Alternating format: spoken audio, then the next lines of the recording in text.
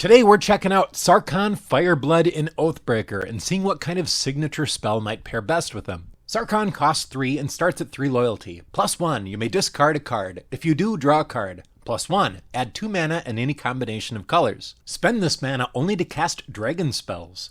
-7, create 4 5/5 red dragon creature tokens with flying. So, Sarkhan loves dragons. And I love that he can ramp us up to cast really big ones. The first signature spell option I'm going to show you is not a good one, but is unique enough that I just had to add it in here. Blades of Velas Vel, up to 2 target creatures each get +2/+0 and gain all creature types until end of turn. But the important thing here is that it's a tribal instant shapeshifter. It is a changeling, that means it's a dragon. And that means that you can use Sarkhan's mana to cast it.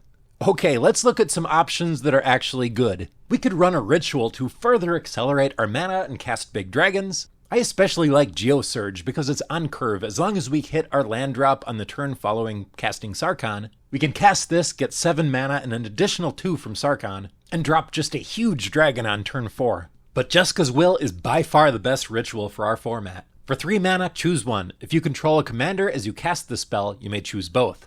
Add red for each card in target opponent's hand. Exile the top 3 cards of your library. You may play them this turn.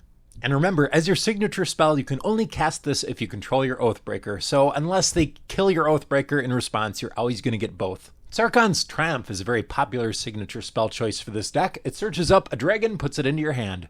Another popular one, Dragon's Approach for 3 mana, deals 3 damage to each opponent. You may exile Dragon's Approach and 4 cards named Dragon's Approach from your graveyard. If you do, search your library for a dragon creature card, put it onto the battlefield, then shuffle. A deck can have any number of cards named Dragon's Approach. I'm curious though, does this even actually work? Because my understanding of the signature spell is it has to go back to the command zone. It can't go anywhere else, even if you wanted to. And if that's the case, you're not going to get a free dragon out of this.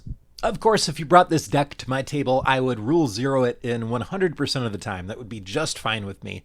But if you're thinking of building this, just keep that in mind, or make sure I'm right on this, because I'm really not sure.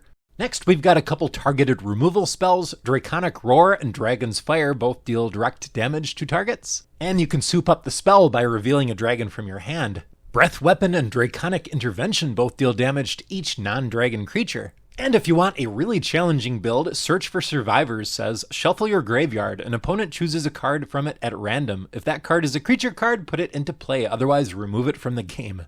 This synergizes with that first +1. You can discard an awesome dragon card and reanimate it for 3 mana. Very unique for red. Mind you, I said unique, not good. I don't think this is particularly good, but it is a neat way to cheat some dragons into play. If you enjoyed this video, I think you'd enjoy any of these 3 other videos. I've been making weekly Oathbreaker content, so if that sounds interesting to you, consider subscribing for more. Thanks a lot for watching, and I'll see you next time.